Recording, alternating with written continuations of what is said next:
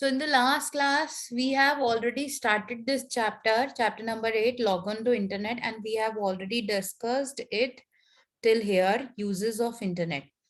Now today we have to start from hardware and software requirements to access internet. We all are using internet these days.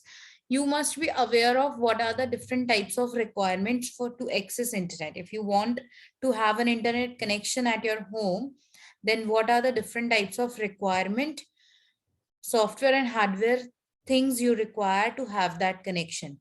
So first of all, you require a device with a operating system. It could be any device. It could be your PC, it could be your laptop, it could be your mobile phone, it could be any hardware device with an operating system. For example, if I talk about laptops and computers, we have Windows as an operating system, or maybe some few students are also having Apple laptops or MacBooks. So they are having Apple iOS as an operating system. But the students who are taking classes from their mobile phone, they are having Android as an operating system. So these are the different types of operating system. For mobile phone, most of the users use either iPhone. तो iPhone में हमारे पास iOS होता है as an operating system, and if you are using uh, any other brand like Samsung, Vivo, or any other brand, then they have uh, Android as an operating system. So we use, first of all, first requirement is any device like laptop, computer, or mobile phone with an operating system. GUI operating system is compulsory. GUI means graphical user interface, where you can have graphics, images, and where clicking on selecting is possible. So that is called as GUI operating system. Next thing which you require is modem. Now, to have an internet connection at your home, you require modem. Everybody must have seen this device at your home also. This is called as modem, which allow computer or devices to receive and send signals through air, because we are connecting our devices through internet. The way internet is coming at your home, it may be a lined connection, or it may be in your wired connection होगा. आपके घर तक जो आ रही है वो wire के through आ रहा होगा, बट घर के अंदर जब हम कनेक्ट करते हैं डिवाइसेस को, so it may be a wireless connection. ठीक है. सो इस वे में if your laptop and if your devices are allowing you to receive the signals, that is because of this device, that is called as modem. Next is browser. To have to use internet connection, you also require a browser, because without browser you cannot do anything. You cannot do any type of search, you cannot download anything from internet, right? So browser is also very important. So without browser we cannot surf on the internet, we cannot search anything on the internet. So browser is also required. In mobile phone also we have seen Google browser is there, or maybe you have some other browsers also. So browser is also very important. And the last one is internet service provider. It could be any company who is providing you this internet connection. So it could be a Airtel, it could be Jio, it could be any company, सी फीड नेट, बहुत सारी का different different brands के हमारे पास internet service providers हैं in India. We all can have different, we can use different companies according to the plans you want, according to the rates they are providing you. You can get an internet connection from any of the company, right? So this is one of the most popular company which is leading these days in India, Jio. जियो में हम mobile phone में भी जियो use कर रहे हैं आजकल. Maximum of the people, maximum Indian peoples are using Jio. ठीक है. So this is internet service provider, that is a company, इसको हम आईएसपी भी बोलते हैं, a company who provides you this internet connection. The first ISP service provider is CompuServe, established in 1969, is now under AOL, that is America Online. तो ये company American company है जो कि इंडिया में नहीं वर्क करती बट अमेरिका में work करती है, जो 1969 में आई थी। Internet service in India for Indian public was launched by VSNL, जिसको हम बोलते हैं विदेश संचार निगम लिमिटेड, ऑन 15 अगस्त 1995 में इंटरनेट का कनेक्शन हमारे पास इंडिया में आया था। तो द कंपनी जो सबसे पॉपुलर कंपनी थी पहले जमाने में, हमारे पास MTNL के फोन्स होते थे, तो उसी की ब्रांड ने एक नया इंटरनेट का प्रोडक्ट बनाया था जिससे आपको वो सिर्फ इंटरनेट सर्विस प्रोवाइड करते थे, and that is VSNL। BSNL की जगह उन्होंने, MTNL होता है, BSNL होता है, भारत संचार निगम लिमिटेड, वैसे ही उन्होंने एक कंपनी बनाई थी VSNL, MTNL वालों ने, using which they started providing internet connection to the Indian public. Now, what are the different types of internet connection? Now, we can have many different types of internet connection.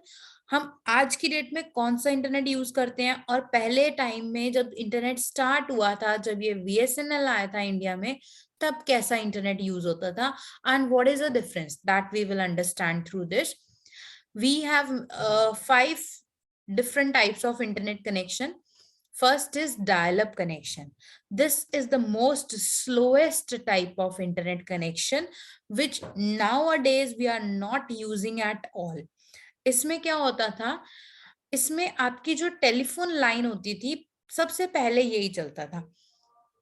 जो हमारी telephone line होती थी उसी के through हम internet को connect करते थे, यानी कि MTNL का अगर आपके पास फोन होता था, लैंडलाइन फोन होता था, तो उसी के थ्रू आप इंटरनेट भी कनेक्ट करते थे। हमें क्या करना होता था, टेलीफोन जैक जहां पे लगा होता था, वहां से वायर निकाल के, मतलब सॉरी, आप अपने लैंडलाइन से वायर को निकालते थे और अपने कंप्यूटर में डालते थे। पीछे से एक ही वायर आ रही होती थी, आगे भी एक ही होती थी, बट आपकी चॉइस होती थी कि आप उसको कंप्यूटर के पीछे लगाना चाहते हो या आप उसको फोन में लगाना चाहते हो। तो वो एक ही वायर आती थी, उसी से लैपटॉप भी चलता था, उसी से फोन भी चलता था। तो इसकी डिसएडवांटेज क्या हुई, इसकी डिसएडवांटेज ये थी कि either we can use a landline or we can use computer at the same time, we can not use both of them. तो या तो आपका फोन वर्किंग होगा, अगर फोन वर्किंग नहीं है, आप कंप्यूटर से आपने कनेक्शन कर दिया तो आप इंटरनेट यूज कर सकते हो, बट उस टाइम पे फिर फोन वर्किंग नहीं होगा, और अगर आप फोन को वर्किंग करना चाहते हो तो कंप्यूटर पे इंटरनेट नहीं चल सकता। So this was a disadvantage of dial up connection, because उसमें एक सिंगल वायर होती थी जिसके थ्रू आपका फोन भी चलता था और कंप्यूटर में इंटरनेट भी चलता था, right? But nowadays we are not using dial-up connection. Next type of connection is DSL connection. अब DSL connection भी बिल्कुल सेम था फोन कनेक्शन की तरह, बट दिस टाइम आपको एक अलग से डिवाइस दे दी थी उन्होंने, मॉडम जिसको हम बोलते थे। मॉडम के अंदर पीछे से एक ही वायर आ रही थी, जो मेन आपको जो सर्विस प्रोवाइडर है वहां से सिर्फ एक ही वायर आ रही थी। मॉडम के अंदर हमारे पास 2 हब्स बने हुए थे, जिसमें से हम एक वायर जो थी हम अपने टेलीफोन जैक में लगा सकते थे और एक वायर हम अपने कंप्यूटर में लगा सकते थे। तो this is called as DSL connection, that is digital subscriber line, यानी कि आपने अब 2 वायर्स आप यूज कर रहे हो, one is for your phone and one is for your internet in computer. ठीक है, तो अब इसमें कोई डिस्टरबेंस नहीं थी, like you can use both at the same time also. जब आप इंटरनेट यूज कर रहे हो अपने कंप्यूटर पे, सेम टाइम पे आप फोन पे कॉलिंग भी कर सकते हो। तो there is no such issue कि आपके पास एक ही वायर है and that only you have to use. So आपके पास दोनों ऑप्शंस अवेलेबल थे, you can use both of them at a same time. ठीक है, तो this type of connection is called as digital subscriber line. Next is, but now days we are not at all using this, क्योंकि इसमें भी internet की speed बहुत कम थी, जिसको हम 2G स्पीड बोलते हैं। ठीक है, next is the cable. Now अब वायर जो है वो चेंज हुई है, सिर्फ, और कोई चेंज नहीं हुआ। पहले जो वायर थी ना, वो जैसे टेलीफोन वायर होती थी, बहुत थिन होती थी, उसकी तरह वो दिखती थी। अब हमने वायर को चेंज कर दिया and now we are using a wire which is which can support a greater bandwidth than the DSL and dial-up connection. Greater bandwidth मतलब आपकी स्पीड अच्छी हो गई है, इस वायर को हम बोलते हैं कोएक्सियल केबल। कोएक्सियल केबल के थ्रू अब हमारा कनेक्शन होता था, दिस इज कोएक्सियल केबल। जैसे कि आपने देखा होगा जो आपकी टीवी के अंदर डिश एंटीना से जो वायर आती है दैट इज कोएक्सियल केबल, वो थोड़ी मोटी होती है, थिक होती है, तो that is called as coaxial cable. उसके अंदर क्या होता है, लॉस ऑफ सिग्नल्स जो होते हैं वो बहुत कम होते हैं। जब मैसेज ट्रेवल कर रहा है एक जगह से दूसरी जगह पे, तो लॉस ऑफ सिग्नल्स जो होते हैं वो बहुत कम होते हैं। ठीक है, तो this is a better option. Nowadays we are either using cable connection, क्योंकि इसमें बैंडविड्थ अच्छी मिल जाती है। आप 5G तो नहीं यूज कर सकते इसके थ्रू, बट 4G कनेक्शन या 3G कनेक्शन हम डेफिनेटली यूज कर सकते हैं। So it provide you connection through cable modem और टीवी लाइन की तरह ही आपको इंटरनेट प्रोवाइड करता है। It uses coaxial cable which provide much greater bandwidth than DSL and dial-up connection. Next is now wireless connection, which we all are using nowadays at our homes. आपके पास एक modem होता है और modem के through हम अपने घर की सारी डिवाइसेस को कनेक्ट करते हैं, whether it is laptop, whether it is mobile phone or any other device. So using Wi-Fi में अब कौन सी waves यूज हो रही हैं, that is radio frequency waves. Radio में आपने यू मस्ट हैव नोटिस्ड कि रेडियो में क्या होता है कि आप चैनल चेंज करते हो तो आपका सॉन्ग चेंज हो जाता है, आपकी जो भी मैसेज वहां से डिलीवर हो रहा होता है वो चेंज हो जाता है। वो ऐसे कैसे होता है, क्योंकि रेडियो की डिफरेंट फ्रिक्वेंसी होती है, मतलब उसमें जिस स्ट्रेंथ से सिग्नल आ रहा है उसकी स्ट्रेंथ जो है वीक करने से सिग्नल चेंज हो जाता है, चैनल चेंज हो जाता है। सिमिलरली यहाँ वाईफाई में भी हम रेडियो फ्रिक्वेंसी को यूज करते हैं। इनकी एक फिक्स रेंज होती है कि चैनल्स, रेडियो चैनल्स के लिए जो है आप यूज करोगे 90 से लेके 108 तक की जो भी फ्रिक्वेंसी है, जो भी स्ट्रेंथ है सिग्नल्स की, वो हम रेडियो चैनल्स को प्ले करने के लिए यूज करेंगे। उसके बाद इस रेंज से लेके इस रेंज तक की जो है रेडियो वेव्स जो है वो हम वाईफाई के लिए यूज करेंगे। So like this there is a particular range कि हम वाईफाई में हम उसी रेंज में हम सिर्फ यूज कर सकते हैं, आउट ऑफ द रेंज आपके पास वाईफाई कनेक्शन नहीं आएंगे। Next one is the cellular connection.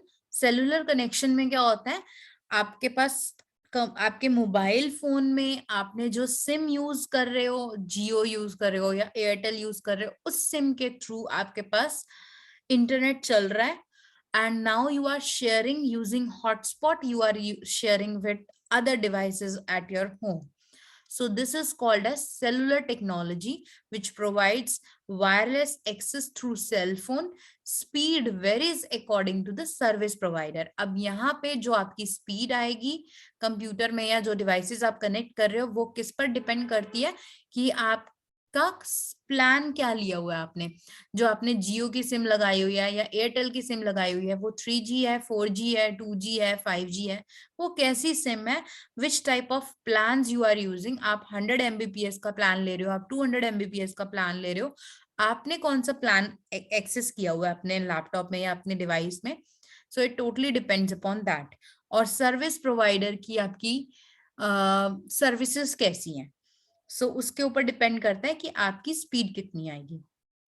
And this is the last type of connection that is called a satellite connection.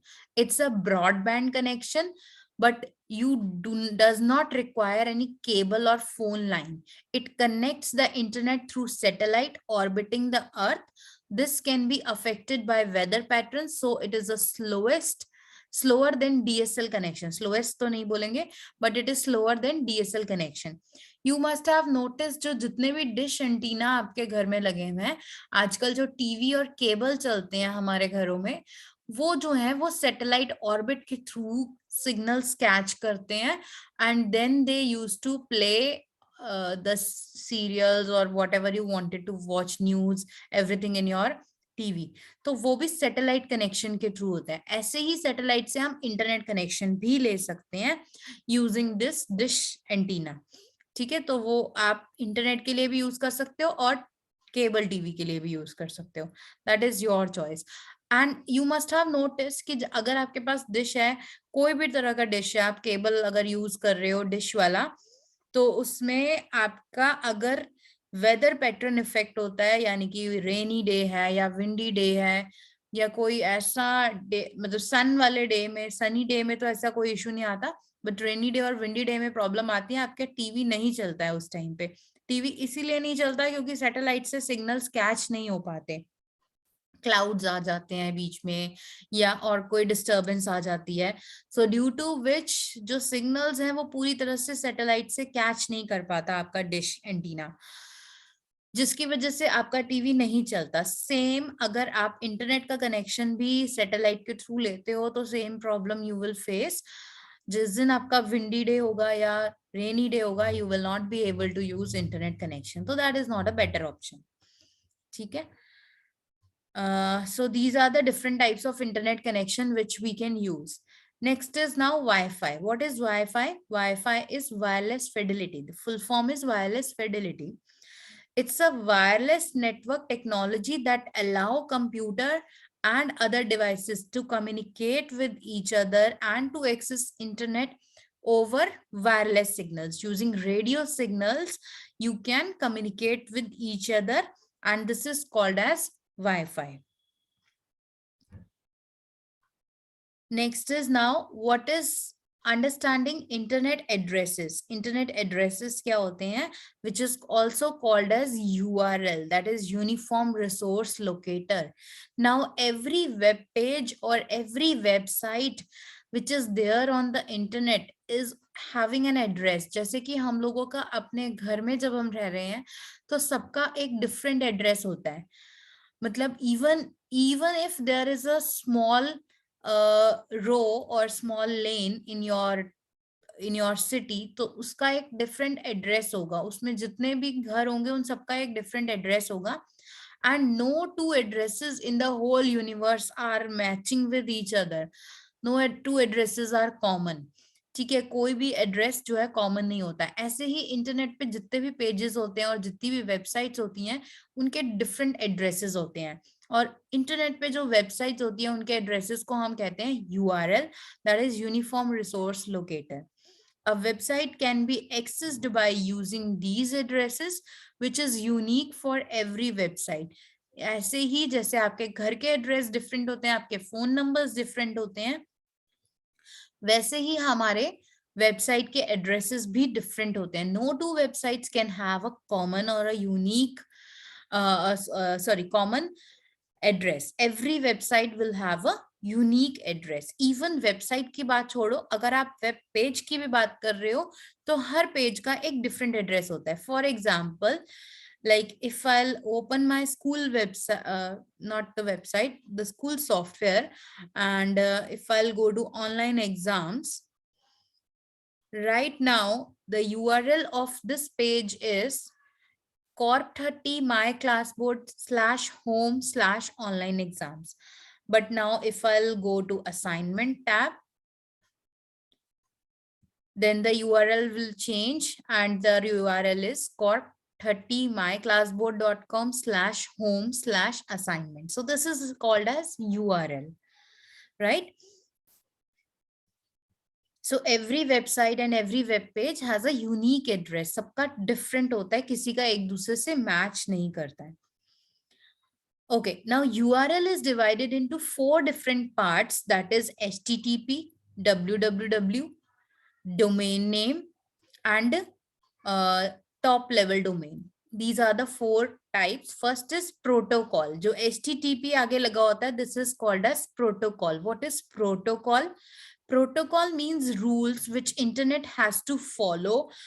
If you are opening a website in using internet, using any of the browser, then that website has to follow some rules. And what are those rules? That is mentioned in HTTP. Now, some of the websites you must have noticed, some of the websites have only HTTP. किसी किसी website के आगे HTTPS भी लगा होता है. S का मतलब है secure, that website is secured, आप उससे ऑनलाइन ट्रांजेक्शन्स कर सकते हो। बट अगर जब किसी वेबसाइट के आगे एस नहीं लगा होगा तो इसका मतलब है दैट इज नॉट सिक्योर, तो आप उससे ट्रांजेक्शन्स नहीं कर सकते। कभी कभी वेबसाइट्स के आगे रेड कलर का लॉक भी बना हुआ आता है। रेड कलर का लॉक मतलब the site is not secure, and green lock means the site is secure, right. So HTTP से हमें पता चलता है कि साइट सिक्योर है या नहीं है, इधर it is following all the rules of internet और नॉट। तो this is called as protocol. Next is www, जिसको हम बोलते हैं सब डोमेन। सब डोमेन मीन्स कि ये जो पेज है वो वेब, पूरे वर्ल्ड में इतने सारे वेब पेजेस हैं, वो किस डोमेन के अंडर लाए करता है। वो www में तो ऑलरेडी वैसे सारे पेजेस आते हैं, तो दिस मीन्स, इससे पता चलता है www आगे किसी भी वर्ड के आगे लगा होगा, it means this page is on the internet, this page is online. ठीक है, तो it is called as subdomain. Next जो वर्ड होता है हमारी साइट में, that is called as domain name. उसको हम डोमेन नेम बोलते हैं। डोमेन नेम का मतलब है कि कौन सी कंपनी है जिसकी ये साइट है, हमें डोमेन नेम से पता चलता है कि कौन सी कंपनी की साइट है ये। तो domain name is like Google company होगी तो गूगल होगा एज अ डोमेन। और if I take an example of our school new software, तो यहाँ पे हम देखें तो यहाँ पे लगा हुआ है HTTPS, it means the site is secure, you can do online transaction. Next is Corp30। Corp30 यानी कि यहाँ पर जो हमारा सब डोमेन है www की जगह पे वो क्या है, Corp30 है। अब कंपनी का नाम क्या है, माई क्लास बोर्ड। तो यहाँ पे गूगल की जगह पे क्या आ रहा है, my class board, this is domain name. And last one is top level domain .com। .com से हमें क्या पता चलता है, .com से हमें पता चलता है कि ये साइट कौन सी कंट्री की है, क्या ये कोई कमर्शियल साइट है या फिर ये कोई गवर्नमेंट की साइट है, ये किस तरह की साइट है, that can be identified with this domain. अगर इंडिया की साइट होगी, जैसे कि ऐसी बहुत सारी कंपनीज हैं जो कि इंडिया में भी जिनकी साइट होती है, कनाडा में भी होती है, ऑस्ट्रेलिया में भी होती है, बहुत सारे। For example Amazon, Amazon is a very big brand, ठीक है, जो कि डिफरेंट डिफरेंट कंट्रीज में है। Like if I search for Amazon site now,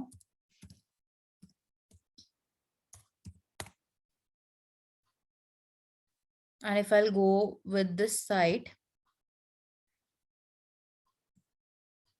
तो यहाँ पे ऊपर देखो लिखा है amazon.in।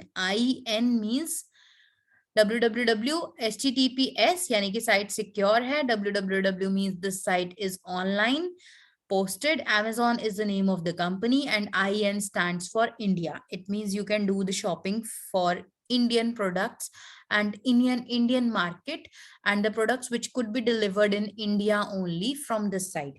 But India की जगह, IN की जगह, let's say if I'll use CA is for Canada.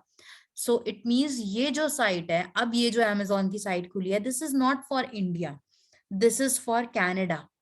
ठीक है, तो यहाँ पे देखो, अब दोबारा से हम इसका चेक करते हैं, तो HTTP www.amazon.ca। अब यहाँ से भी आपको पता चल सकता है, देखो यहाँ पे कनाडा का फ्लैग बना हुआ आ रहा है। तो here from this site you can do the shopping in Canada, not in India. The products could be delivered only in Canada. Similarly it depends कि आप कौन सी कंट्री की साइट यूज कर रहे हो, तो .com से आपको पता चलता है कि you are using a site of which country, तो this is called as top level domain. Com का मतलब होता है commercial Indian sites only. These are the different types of all Indian sites. These are the domains of all Indian sites you can go through. Com is for commercial sites, GOV is for government sites, MIL is for military sites, EDU is for educational sites, ORG is for organization, जो कि जैसे organisation का मतलब है जो आपको free of cost services provide करती हैं, उनके साइट्स के पीछे ज्यादातर ORG लगा होता है।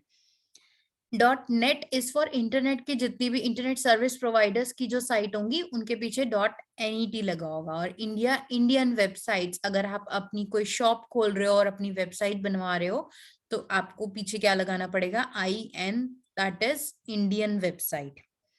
ठीक है, वैसे इंडियन ज्यादातर कॉम लगाते हैं हम, इंडिया IN तब लगवाते हैं अपनी साइट के पीछे अगर आपकी साइट जो है वो मल्टीपल कंट्रीज में वर्किंग है। अगर सिर्फ इंडिया में वर्किंग है then you can use com for commercial websites.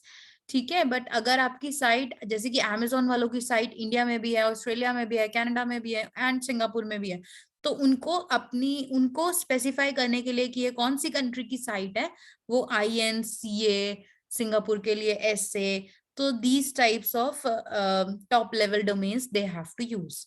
But अगर आपकी साइट एक ही कंट्री की है, एक ही कंट्री में चलती है, तो you can for and that is India, so you can use .com also, जैसे कि हमारी स्कूल की भी वेबसाइट में है। स्कूल की वेबसाइट में तो IN लगा हुआ है, और जो स्कूल की हमारा जो सॉफ्टवेयर है उसमें कॉम लगा हुआ है। ठीक है, okay, next is now getting connected to web. From here we will start in the next class. So today we have learned what is URL, what are the different types of connection we can have, and what are the requirements to have an internet connection. I hope it is clear to everyone.